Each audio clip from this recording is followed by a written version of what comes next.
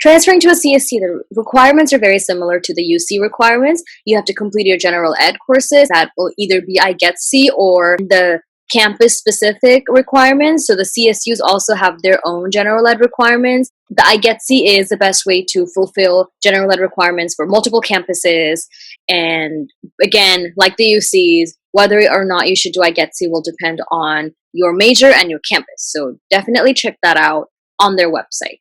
You have to complete 60 semester units of transferable courses with a minimum GPA of 2.0, so it's a little bit lower than the UC's GPA requirement. Again, that's 15 to 20 classes. A lot of the CSUs are pretty competitive, and the majors you want to get into might be competitive, so you want to make sure your GPA is as high as possible and not just the minimum. There's an American institutions requirement. The CSUs want you to take a class that's about American history, American government, or state government. You can take that either at the CC or once you transfer to a CSU. I recommend taking it at the CC and getting it out of the way so you don't have to worry about it once you get to the CSU. We're going to go back to Google and you will put CSU Transfer Requirements. You will click on Upper Division Transfer CSU.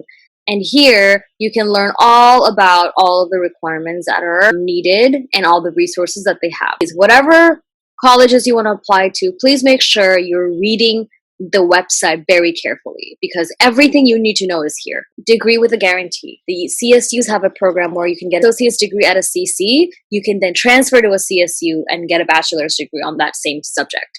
Guaranteed priority admissions to a CSU if you do this, though not necessarily to a particular campus or major. This program really is just making sure you get into a CSU. It's not guaranteed that you'll get into exactly the campus that you want or the major that you want. This is a good program if you know you want to get an associate's degree and you just want to make sure that you have a guaranteed spot at a CSU. And again, you have to complete all of the other requirements for your major. So again, your C if you need it and the major requirements.